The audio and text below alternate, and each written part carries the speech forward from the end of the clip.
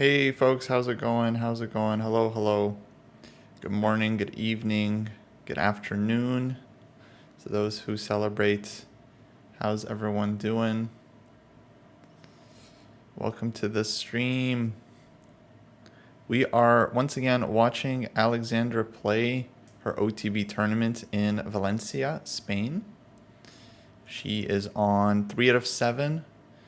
Just started her round 8 game. 5 p.m. local time, Central Europe. How's everyone doing? Hello, hello to both chats. We're streaming on Alexandra Chess's channel, streaming on Dojo's channel.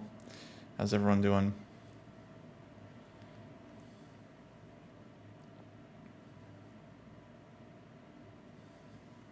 So today Alex is playing Miguel Angel Mora Bort, who is 1324 FIDE, but also has 3 points. I think last round he defeated 1700 level player, so having a very good tournament, I would assume. And this game was a French. Let me catch you guys up on the move order. So e4 was played, e6. And looks like Alex went for the wing gambit. Knight of 3, d5, e5, c5, b4. Which I'm very excited to see, because this one I think is pretty annoying for French players. And looks like Black spent some time in this position, about a minute or two, and went bishop d7. Which I play the French, and I remember facing this one many times. I don't remember really considering bishop d7, though at first glance it doesn't look like a terrible move, but also probably not the most challenging. I think taking the pawn is mainly going to be, the most critical try here. Oh, Alex plays this a lot. Okay, thank you, Dexter. Yeah, I'm still learning Alex's repertoire, but sounds like she has a lot of experience with this one. That's good. I think this is a very tricky gambit against the French. It's quite annoying to face because it's almost like a reverse Benko gambit, where if Black takes, the idea is to play a3 for White, then trade pawn. So White has now given up a full pawn, but you play bishop takes a3, maybe even knight takes a3. You try to trade off the dark squared bishops, and then White definitely gets a lot of play in these kinds of positions. You have this d6 square you could aim at, and yeah, you get a lot of space. Now White's center goes kind of unchallenged, so you get d4, bishop d3, h4, castles. And I'd say this is a classic example of long-term initiative, which a lot of players, I think, especially at the lower ranks, have a kind of tough time appreciating, because they feel like, okay, it's just a pawn, whatever. But the long-term initiative will often be very difficult to deal with. However, in this case, Black decided not to accept the gambit, go bishop d7 instead, just developing one of the pieces on the queen side. And Alex played pawn takes c5, which I think is very logical, because we're trading pawns, but we're giving up a b pawn or wing pawn for one of Black's central pawns. And now Black has played bishop takes c5 and d4 on the board. So I already think this is actually very, very good for White. Like, I don't want to be too optimistic, but if we think about the normal French, just to compare, something like this, for example, here Black plays c5 and either wants to trade the c pawn for our d pawn, one of our center pawns, or after White plays c3, what often happens is both sides kind of trade c pawns. Right? It's like, they trade on d4, but effectively both sides lose their c pawns. Here in the game, what we're going to see is White giving up the b pawn and essentially keeping an extra pawn in the center, which means that White's center here is going to be very, very easy to defend. She can play c3 at any moment and protect this one. Now the c pawn will be weak, so it's not like the perfect structure for White here exactly, but I do think that this is kind of a serious improvement for White over the normal French. Because if you imagine, let's say bishop e7, And white goes bishop d3. We don't really have to play c3 yet. Black's knight, where's it going to go? It's going to go to c6 most likely. And then, okay, we still don't have to play c3 here. But eventually, even if we do play c3, it's not going to be that easy for black to target this pawn. But also, the bigger point is that it's also hard to induce white to even make this move.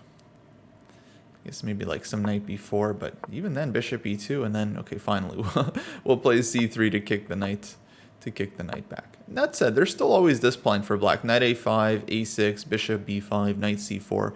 Black does have some play on the queen side for sure, but I do like this construction very much for white. In general, when the center goes unchallenged, that's very good for the space advantage.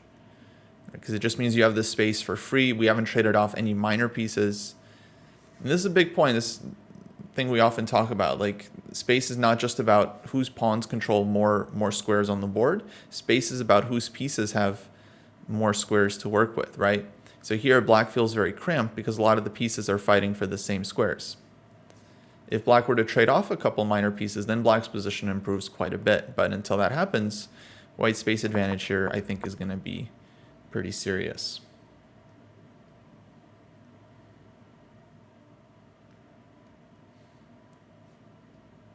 Oh, pass pawn. Yeah, we looked at your game in the wing gambit. I forgot exactly how that one went, but remember you played an early c4, but I forget what you did exactly. But you were saying, oh, black should go d4. Yeah. This could be possible too. I haven't looked at the theory here in a while. It looks like bishop b6, bishop d3 was played. We'll get back to the game here in just a second. Alex is playing very quickly, so it seems like she is she's still well in her book. There definitely is f6 for black. Like, f6 is one of black's key ideas in the French, absolutely. And if black doesn't play f6, a lot of times it means that it's a really tough position. Yeah. But f6 definitely a very thematic idea. Yeah, after castling, exactly. Oh, looks like board one, draw agreed. So guys, I actually didn't realize, but if you look at next to Alex, you have Anna Maya, and then across from Anna Maya, you have a whole table of games. But that's actually board one. The players across from Anna Maya that are currently setting up their pieces, I believe they agreed to a draw. And yeah, this is round 8. The guy on the left, I think, is Grandmaster Casper Schoppen from the Netherlands, who is leading the event, if I remember the standings correctly. I think he has half point extra. He had like 6.5 or something going into this tournament, and his opponent had 6. I think. I could just check the standings. This is just what I remember. Let me just because it's interesting, just because like we have a view of board one, it's kind of cool.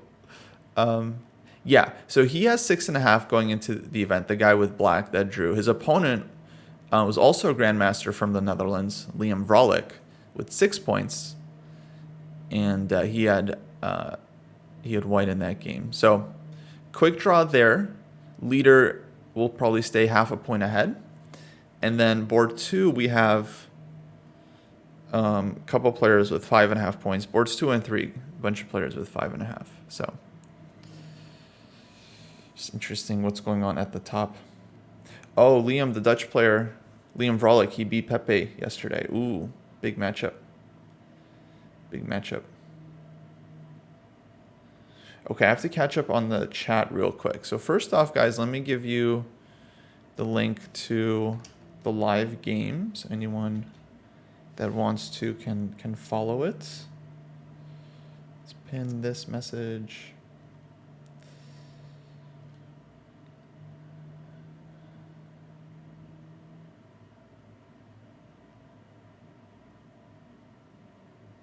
Yeah, is she going to play anyone between 1,500 and 2,200? That's just open tournaments for you. That's how open tournaments go. Like, you just play way up or way down, especially when there's a ton of players. Oh, let me catch you guys up on the position. So b4 was played, wing gambit. Bishop d7. We took on c5. Bishop takes c5. d4. Black played bishop b6. Bishop d3. Knight c6. And looks like Alex played c3 here. Just defending the pawn. And this is our live position. So yeah, we'll see how this one plays out. For the moment, I really do like white. I'm not sure this bishop on b6 is actually well placed because it's essentially biting on granite, as we would say, right? It would rather probably be on a5, putting pressure. Okay, knight e7 on the board. That looks very logical. In the meantime, white's bishop has a choice here. Like bishop a3 looks like a very juicy and annoying diagonal to deal with. The bishop can also be used on this original diagonal. So at this point, like white has a lot of moves. Like castles would probably be the most logical, but in a blitz game, I would probably go h4. To me, h4 feels very appropriate here because it feels like exactly the kind of position where you can use the rook on the king side, like rook h3, rook g3, or run the pawn to h6 and attack the dark squares. And then the king, because the center is very closed, seems like it would sit perfectly safely on f1. You can put it on g2 or something, g1, right? So there doesn't seem to be a need to castle. All right, Alex castled, so that's fine. Like I said, in a blitz game, I would be more interested in h4. Or if I was playing a much lower rated player, I might try this one as well. Honestly, I might play against higher rated players too. You know, I don't really care at this point. But castles is fine. I'm sure castles is perfectly acceptable. But it definitely feels like h4 is appropriate here, and I wouldn't be shocked if the engines like this move. But castles is of course a classic decision.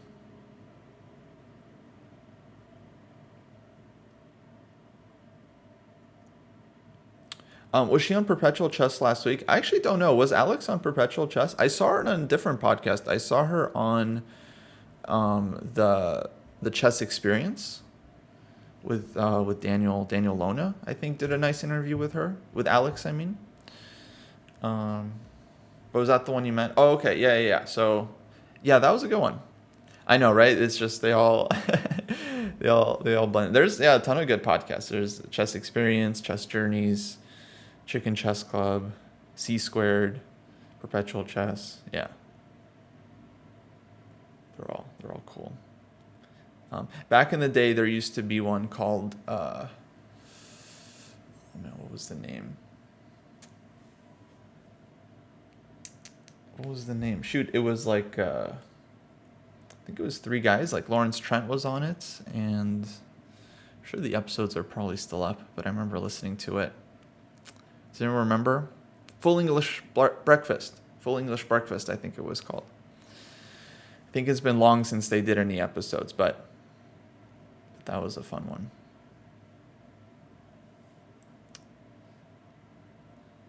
It was Lawrence Trent, Macaulay Peterson, and I think a third guy, maybe an English player like Stephen Gordon, maybe someone else.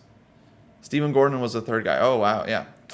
All right, my memory holds up once again. GG. Okay, queen c7 on the board.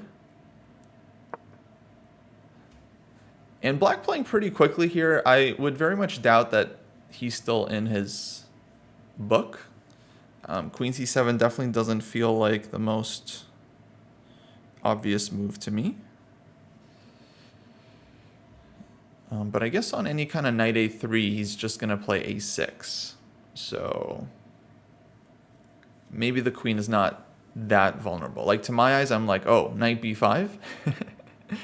Knight b5. But knight a3, a6 will be played. And if the a file was open, as sometimes it happens in the wing gambit, then we'd have this very typical knight b5 trick. And white would be winning the game because of the pin on the a file. Knight would be getting to d6, and that would be devastating. But here their pawn is on a2. So because black didn't accept the gambit, white doesn't have as much play in the position. So Alex thinking here after queen c7. I would expect her maybe spend some time here now that she's castled. Like white's next move isn't super obvious, but there are options. Actually, hold on. Bishop a3, bishop d6. also just kind of calls for itself, right? It's a big fat tempo we could be winning. Now tempo isn't everything, but bishop certainly looks pretty good on this diagonal. Okay, question from Mac Millman.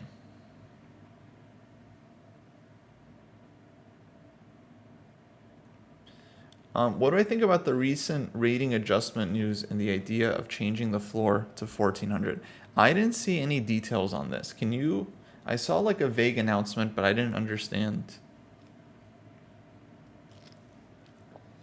I didn't understand if FIDE was actually going to do it, or if they were proposing it, or what they were proposing. I didn't get it. Oh, Seth, on the way to play 3 90-30 games. Dang, good luck. Good luck.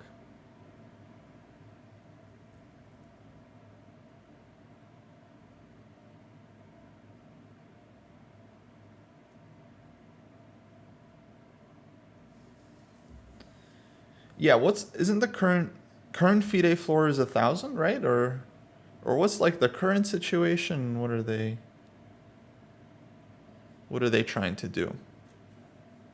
Yeah, because I really don't understand the details of the proposal. So it's at 1,000 right now. Like that's the lowest FIDE rating. I honestly, if anything, I thought they should allow lower, because there's a lot of players like under 1,000 that maybe would be wanting to get a FIDE rating. I don't know if their idea was to grow the game. Most players online, in fact, are under 1,000. So I don't know. Yeah, I'm definitely not sure about the bishop on b6 for a couple of reasons. Number one, it doesn't fight for this diagonal. Number two, it doesn't seem to do much right against the pawn that's defended by another pawn. Granted, it will go to a5 at some point, but that's also a square that black's knight would want to use, so he can jump to c4. So this is why black feels very cramped.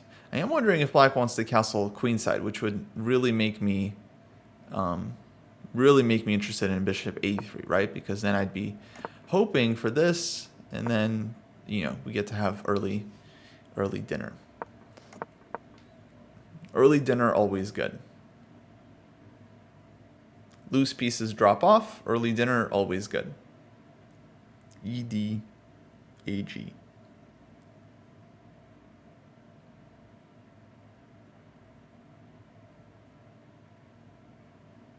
Oh, perfect time for black to castle into a Greek gift. That's actually very good point. like for real. And that would be one reason why I wouldn't rush to play bishop a3, because if we're going to Greek gift sacrifice, then we definitely want the bishop on c1. On a3 it's not bad actually, but on c1 it's like I think it's needed first, and then it can always go to a3 later, because in some lines like the king tries to run away to f8 and then bishop on a3 is painful. But I think bishop should start on c1. No, that's a great point.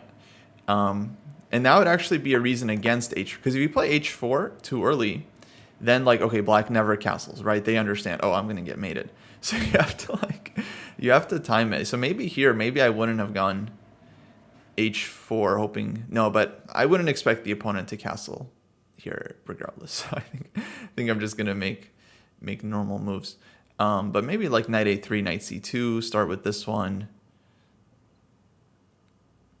If I wanted to induce castling. But let's say castles queen c7.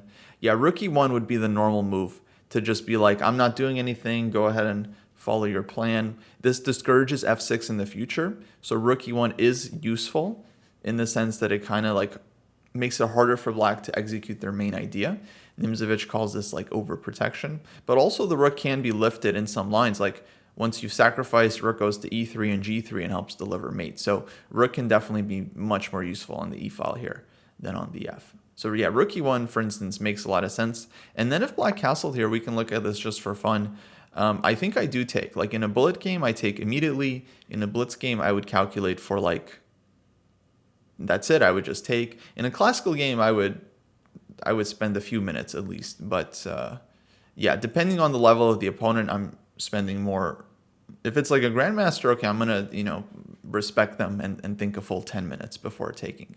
But if it's So low rated player, yeah, we're gonna take within a couple minutes because it looks very strong. It feels like all of the characteristics for a successful Greek gift sacrifice would be in play here. Do you guys know all of the characteristics that you need in order for a Greek gift to be working? There's a few of them.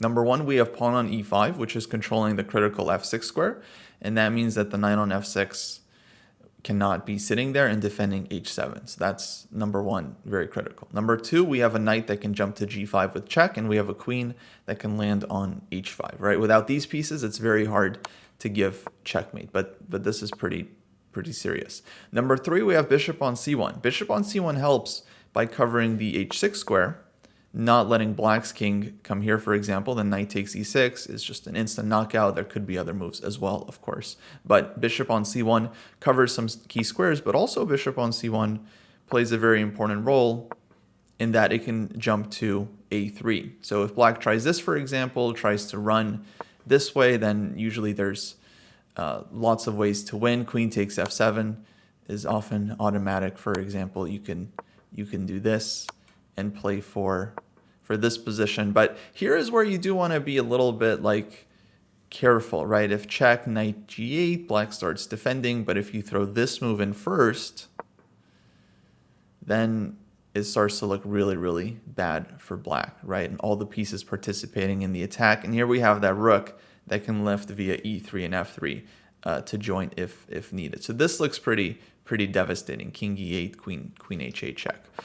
Might have also been possible just to play bishop a3 in this position. Let's say after check and here, right? This could have been played like this too. Or even just bishop a3 first, not letting the king walk away because of queen h8 checkmate. So white has a lot of things going for them. The final thing that white has going for them in terms of the Greek gift is that most of black's pieces are just kind of stuck on the queen side, right? Because of the way the pawns are laid out here, all these pieces are essentially blocked. Black has like one knight on e7 that can help the attack, but this really isn't enough when white has queen, knight, bishop, rook, all ready to go, sometimes pawns.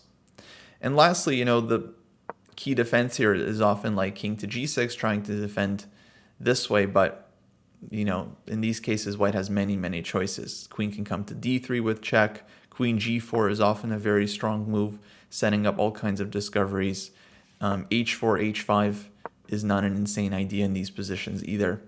Here, queen g4 looks like the simplest, and this is often the first move we should start with, because if this one works, then you don't really need to look at anything else. And yeah, this usually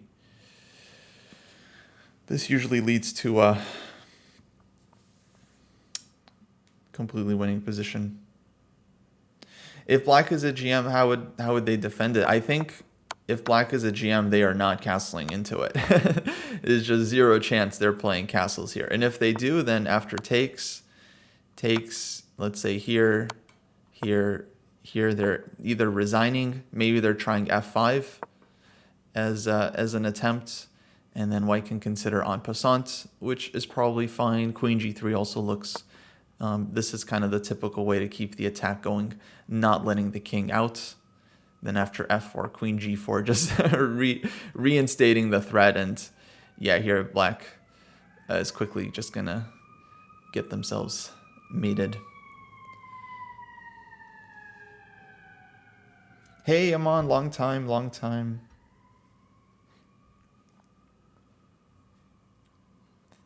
No respect for low-level player. No, I didn't mean it like that. What I meant was, if black allows this Greek gift sacrifice, to me it looks like a huge mistake. But like, if a high-rated player does it, I don't want to just assume like, oh, they blundered. I want to kind of think about it first, just make sure that they don't have anything super devious in mind. But yeah, if a lower rated player does it, the more lower rated they are, the more I'm going to kind of think like they probably just blundered. But still, in a classical game, I'm spending time against everyone. I'm not just gonna blitz this out with 90 minutes on my clock. Just against nobody. Just because that's just not good This is just not a good habit. Like, you should really think before sacrificing your pieces. The clocks are behind here. The DGT board is on a 15-minute delay. So the chess.com clocks are going to be backed up. But actually, yesterday we came up with a very, very clever fix for this that I think I can institute here as well.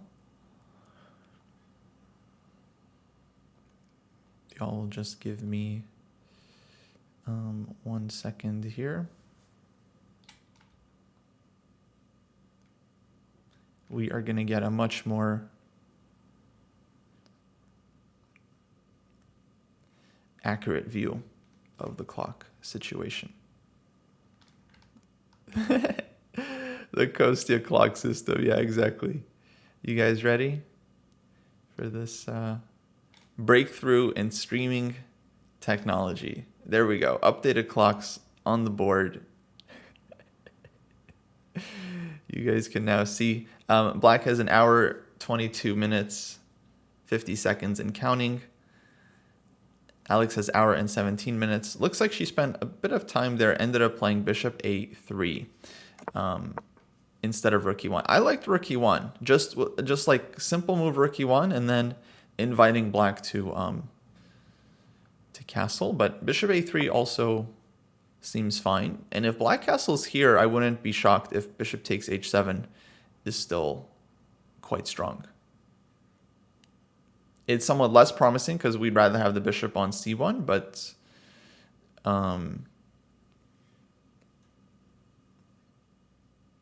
it might still be good. And right now he's thinking about it. Yeah, he hasn't castled yet. If you were afraid of the sacrifice, I think you would want to start with h6 here for Black, and then you can think about castling later on. But yeah, we'll see what Black plays. But it does feel like it would work.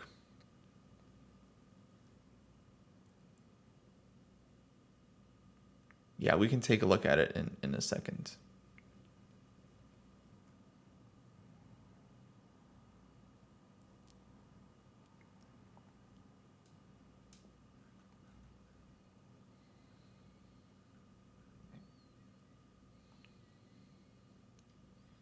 Yeah, so if Black castles here, I would definitely just consider this right away and start thinking about it. And yeah, let's see. So here it takes knight g5. Let's say critical move might be king h6, but here's the thing. On king h6, let's say we just go back bishop c1, right? And what's Black going to do here? Knight takes e6 is a threat. King has to get out of this, right? And king g6, then queen g4, we have our same position from earlier, right? And should be winning for white. So yeah, I think we can sack and go for it. If king g6, queen g4, and this looks extremely annoying. If king g8, just queen h5, you know. Then the bishop on a3 is really, really working. And this one is going to be GG.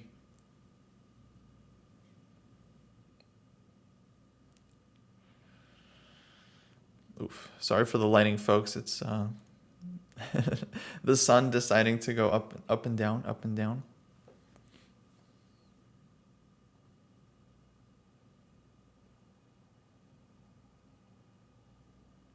So this was this was a wing gambit. I can back up the opening for anyone that missed it. So this is the game: knight f3, d5, e5, b4, e5, c5, b4. Oh, he castled. Oh, come on, Alex. Do it. So takes, d4, bishop b6 was played, bishop d3, knight c6, c3, knight e7, castles, queen c7. Alex went bishop a3. This was devious. If she takes on h7, this was actually very because this really encourages Black to castle. Because yeah, queenside castling, you just lose the queen. If you don't castle, okay, that's bad. I think h6 probably should have been played. But Black ended up castling kingside. And now this is the live position, hour and 16 minutes on the clock. Oh, and she snapped. She snapped. Let's go. Let's go. Look at this. Man, I did not expect her to snap on h7. She had one, that was like 1 minute. That was like 1 minute. I mean, we've been watching her play. She'll spend like 10 minutes, just to like develop a piece. Like she spends a lot of time generally, but to sacrifice a piece, boom, just like snap. Oh man, let's go. Let's go. Well, I'm happy to see it. I imagine this is not the first time she's seen this sack, right? Especially not online. Probably she saw it before bishop a3. That's very true. She spent quite a bit of time on bishop a3. I think this was like almost a 10-minute think on bishop a3. So I think you're probably right. But I'm glad that she, just went with it. Dang. Imagine the dude was like a GM, just snap. But it's a good lesson. It's a good lesson. I mean, if you play the French and you castle kingside, there's a bishop on d3, knight on f3. You have to 100% watch out for it, right? Remember, guys, we gave a little speech about what's needed, the characteristics of a Greek gift sacrifice, and white having all of them. Bishop, on c1 is better, but on a3 it's clearly very strong.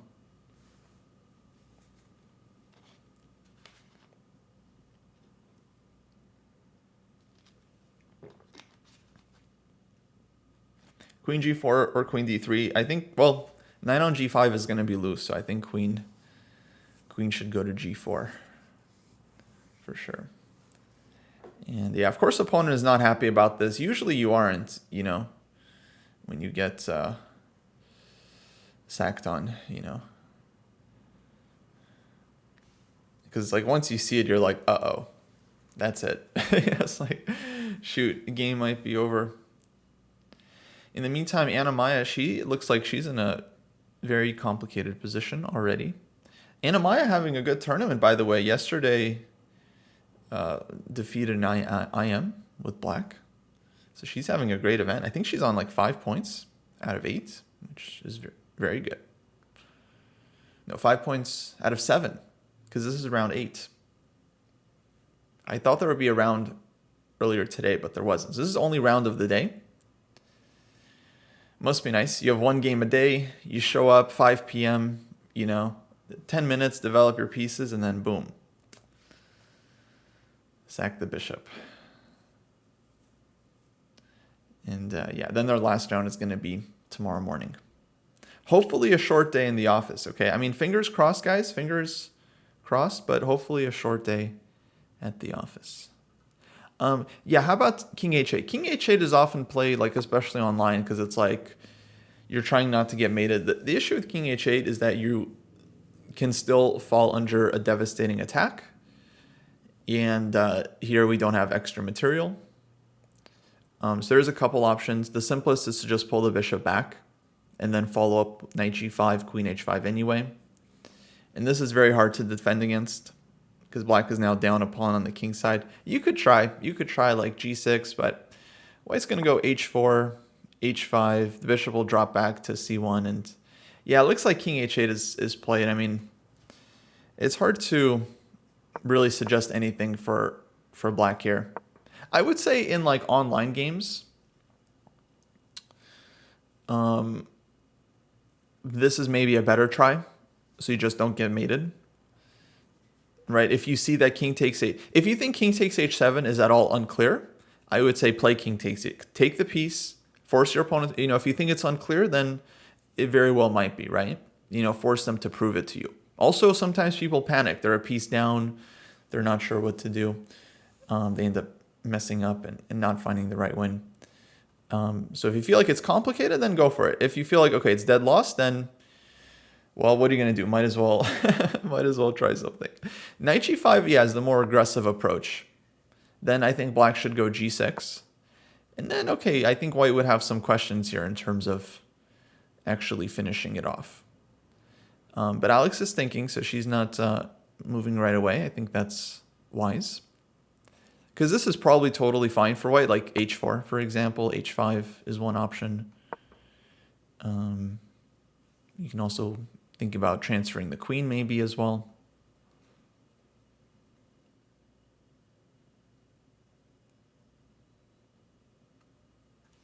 But to me, just pulling the bishop back feels simpler, because why do we want the bishop stuck, right? So for example, knight g5, g6, queen g4, king g7, and then we don't have any huge threats here necessarily. Yeah, I don't see a huge difference with queen f3, queen h3. I think rook still comes to h8. Rook still comes to, because we're waiting. Like queen f3, king g7. Oh, okay. Excuse me. Thank you. Excuse me. Queen f6. Thank you, guys. No, you're absolutely right. Queen f3 is kind of GG. Yeah, I missed that one. Somehow that one wasn't. It's not my fault. The idea just wasn't making itself apparent to me. It's not my fault. But okay, yeah, then that's pretty bad. I mean, black has to try f6.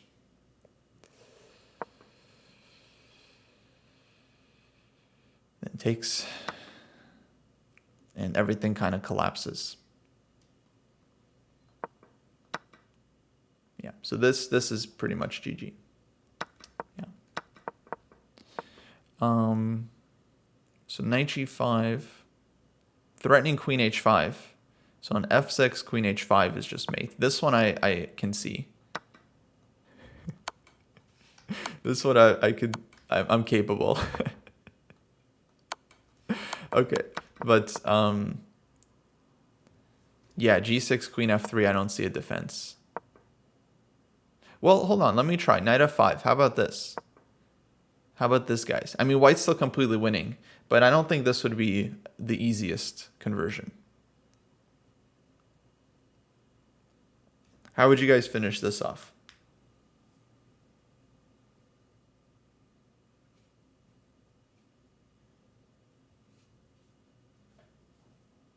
Moamo, thanks for the prime sub. Much appreciated.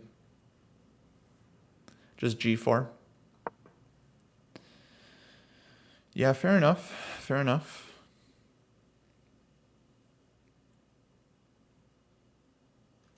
Oh, I like card e8 tank, queen h3. But then king g7?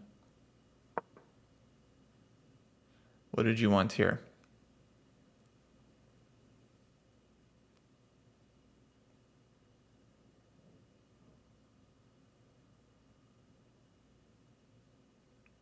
Bishop g6? Well, I'm asking you. All right, king takes.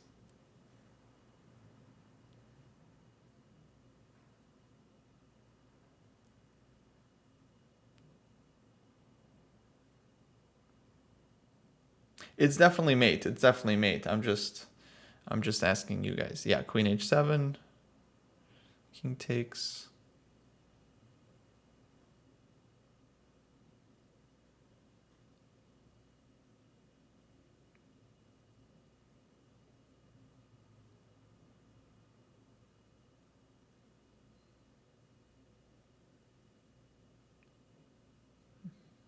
f4, bishop c1, yeah.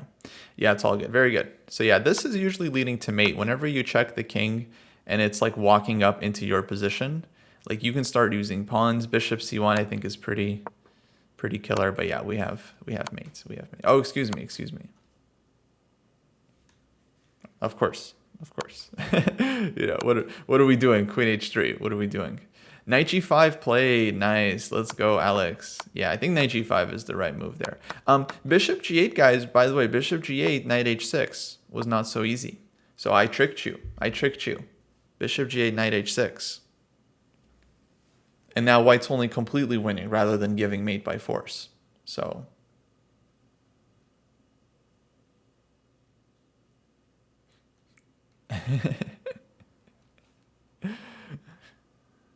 but yeah, it's still probably good for white. Like you could take the rook, you could probably just do this and you're still having a good position.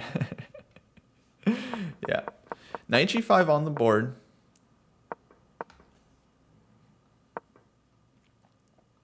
Yeah, I think it's game over. Good job, Alex. She spent some time on that one. I'm pretty sure she found g6, queen f3, because she's better at attacking than I am. And yeah, it's looking like game over. Well, if black took the bishop, I think it was also game over. I really didn't see any hope for black after this and here. You just lose these positions. You know, f5 here, f4 here. Now let's say we try king h6. Maybe this was the only try like this. But this is so scary for black anyways. And I think just mating anyway, right? We have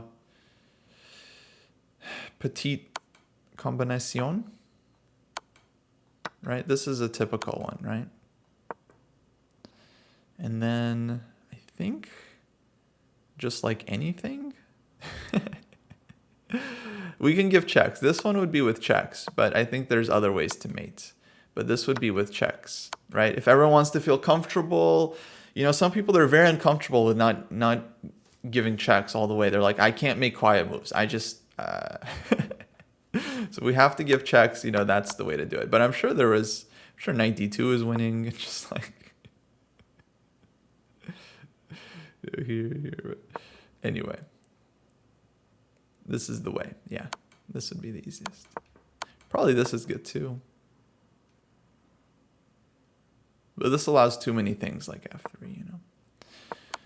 Okay, so I mean that could have been a try, but yeah, usually this queen h4, queen h7, this is a very thematic finish. I do think this is an instructive point for maybe some of you guys. Like bishop h7, everyone is familiar with, but like this combo to mate the king by sacrificing the knight on g5 to bring the king up, this is also very, very thematic and worth remembering, because this is often like the cleanest way to win. Just driving the king up, using the queen, and then using the rest of your pieces to deliver mates, you know. So this is, okay, this would be winning. That's funny. Yeah, I mean, quiet moves are definitely harder to calculate. I totally understand, right? But like, it's kind of funny that this is made in like a couple moves, like knight g6, queen g4, and this is just made in 2. It's just no defense. Oh man, he's shell-shocked. It happens. Every French player loses to a bishop takes h7 at some point. I certainly have. I played the French for many years.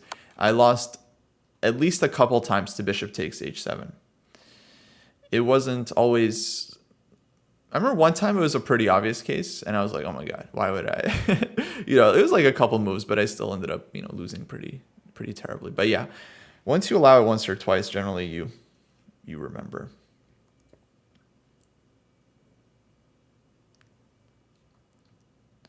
But it happens. Yeah. Okay, so this is on the board, knight g5, g6 played. And now, as chat spotted, queen f3 is just absolute killer here.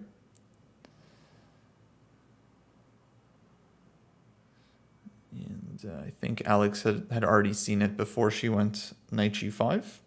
So she's pretty good at making moves that she calculated in advance. And yeah, queen is on f3. Let's go.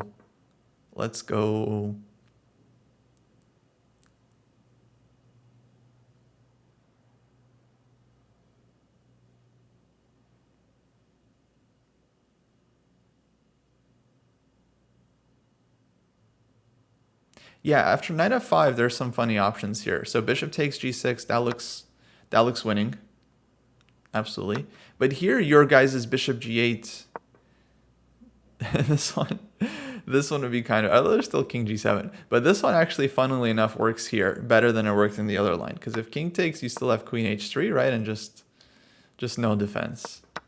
And then if rook takes, then queen comes and mates this way. And here, okay, bishop on a3 is kind of a team player. So after queen f3, yeah, I don't even see a move like.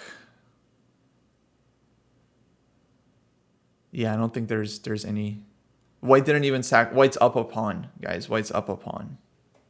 It's not like we're even down a piece. Like black can hope for some miracle. It's like we're up a pawn. We're up a pawn. We're threatening mate. Yeah, very thematic. Yeah, that's why I really like the book Art of Attack, because it definitely teaches you all these ideas. And there's a resignation, and he's a little embarrassed because like I'm sure he's seen the idea before. I mean, he's got 3 points in the tournament, and yeah, sometimes it happens. Like you just castle into it, and he's like, you know what? He pointed at the h6 square. You know what he might be saying? He might be saying that he thought he had king h6, because in this line, it is easy to kind of forget that just because the bishop's not on c1 doesn't mean you can play this, right? And I'm sure Alex calculated in advance that she just goes back, and then the attack is still super strong. Here. Now it looks like she's showing him some stuff like, yeah, maybe queen on c7 isn't good because bishop on d6 traps you. Oh, very professional. All right. Yeah, she put the kings on, and now she's going to analyze. Oh, look, what a pro. What a pro. First, you put the kings. You see, guys, first you put the kings on the DGT board to show the result so DGT knows. And then you can start analyzing, and then the DGT board won't confuse your moves with what happened. And she's showing him the the queen trap. He's like, yeah, I was hoping for this. Bishop a3, bishop d6.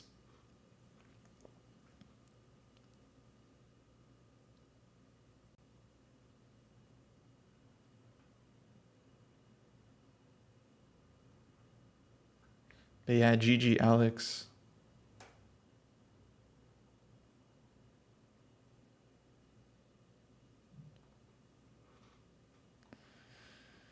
I like how she took quickly. She spent less time on the sacrifice than on like, it's like bishop a3. Oh yeah. Flawless game. Okay, not the hardest game, you know. But I'm glad she got an easy one. Her game yesterday, both games yesterday actually, I think were very tough. And Anna Mai is focused on her game. I feel like Anna Mai is looking over and she's like, man, why couldn't I get like an easy bishop takes h7? I never get games like this.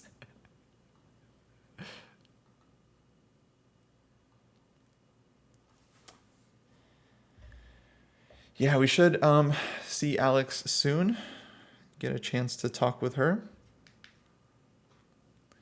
I wonder if she's disappointed. You know, she had like one game today, 5 p.m.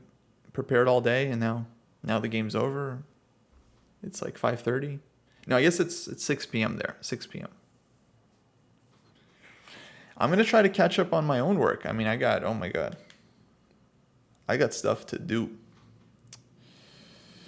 But yeah, we should hear from Alex in just a second here, folks.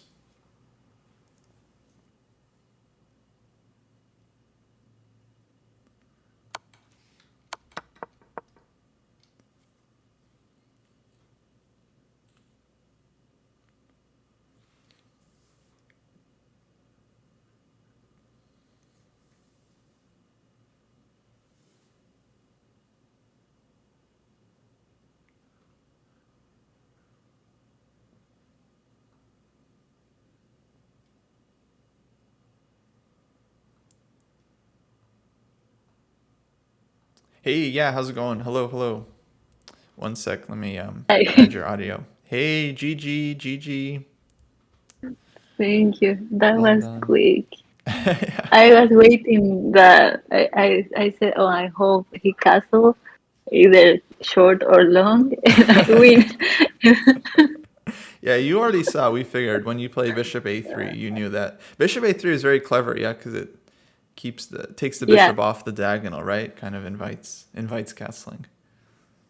yeah. And also, if he wants to move the knight, he can't yet because if he wants to short castle, like because he can try to prepare the short castle knight g6 Yeah. something, yeah, or knight f5. I don't know. Yeah, I was waiting that and that happened. Yeah, Nice, nice. Well done. Good stuff. thank you. Yeah, Um, yeah. I was not sure to play that line because it's a serious tournament, and I think I just played that on in Leeds. But I thought to try it, and it worked. Yeah, yeah. Yeah, no, the line's like good. Yeah, it's a good line. Yeah, you can I think absolutely use my it. chat knows I like that. Yeah. They did know. Yeah, they did know. Okay, that's so cool. Yeah, See, yeah. Always nice to yeah, win fast. So one more yeah, it game was fast. tomorrow, Yeah, tomorrow one more morning. game. Yeah, yeah. So right now we stay here a little bit because it was so quick, and also there is AC inside. Outside is really, really hot, and Oh. I, I don't know. Maybe I go to the beach or I don't know. With Yeah, enjoy it. nah, Get some get thank some you. rest. Last game tomorrow will should be pretty tough. So yeah, definitely try to rest up for that. Ah, yeah, yeah, yeah. That's true. Yeah, yeah. So tomorrow is at 10 a.m. Yeah, I think you will be sleeping. I So will be sleeping. yeah, it's really, really late there. Thank you. Yeah, yeah, yeah. I want Of to course. read the chat. I don't know what they are saying. Yeah, they were excited Thank for you. you. We just like how quickly you took on H7. That was nice. Just very fast. Yeah, I was waiting that. That's why I took quick. But Nice. and has to be something there. Like I don't know. And Oh yeah, no, it that's, looked pretty good. yeah, yeah. I'm happy. I won Great. Yeah, me finally. too. Yeah. Thank you. Thank you. That was fast. Thank you. Thank you so much. Yeah, absolutely. Well, good stuff. Yeah, Yeah. chat is happy for Yeah. you. Yeah. I'm happy too. That was a nice win. I think he will study that line to never fall again there. Yeah, yeah. I mean, it's pretty annoying. I mean, I actually don't know this position pretty well, but I thought, I mean, Bishop D7 already just looks like you get a very nice position, right? After pawn takes C5. Yeah, yeah, yeah. I think, uh, yeah, it was a good. I like more to give the a pawn because my rook has the that file, Mm-hmm. and uh, and also I can play bishop a3 to try to trade the bishops, but he didn't. Like he put the bishop in a5, so I just put it on a3, and uh, that cover that diagonal, and it's very difficult to castle because at some point I can take the knight or something like that. Right. Hmm. Yeah, I was happy. Nice. Yeah, you should be. Yeah, It's a great game. thank you. I won many games in this line. Oh yeah, I can imagine. That's nice. That's awesome. Yeah, thank you, chat. Thank you, guys, and thank you, Kostya, again. Of This course, was of course. amazing. My first tournament after 2 years, and streaming with your help. That's a lot. I am very happy with all the support of you and the chat and everything.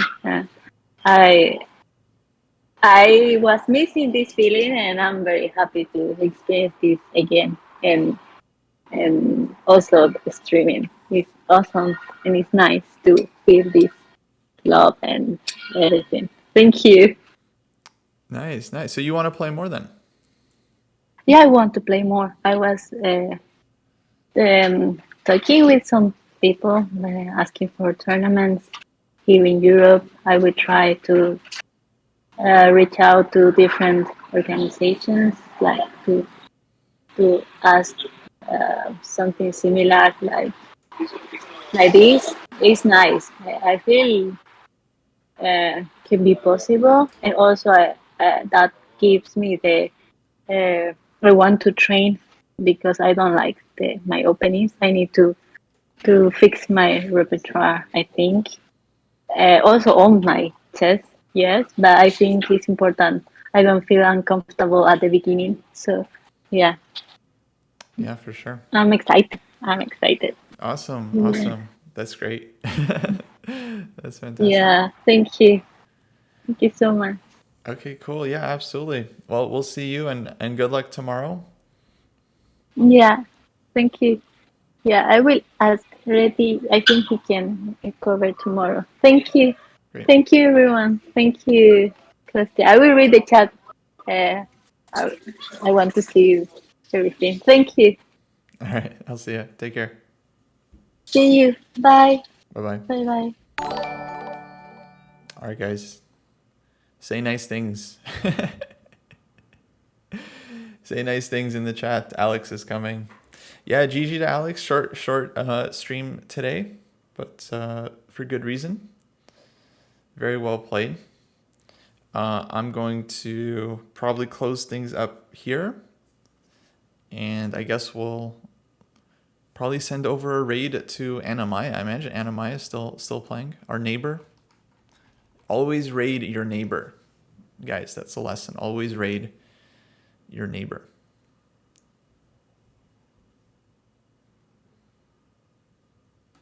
Let's see here. Looks like her stream is live. Oh yeah, her camera is like very close to our camera. That's funny. Yeah, raid Anna. All right, we're gonna. Oh, hey, how's it going? Anna Maya. And oh. Yeah, I'll see you guys next time. I think actually that's the last time for me, guys, on Alexandra's channel for now, because I won't be around for the morning game tomorrow. And yeah, I think looks like Ready Chess will be back for that. So I will see you guys some other time. Yeah. Take care, y'all. It's been fun. Hopefully we'll get to follow more of Alex's games in the future. Alrighty, folks. Have a good one. Yeah, we're gonna raid Anna Maya, so you guys can go cheer her on. Take care, y'all.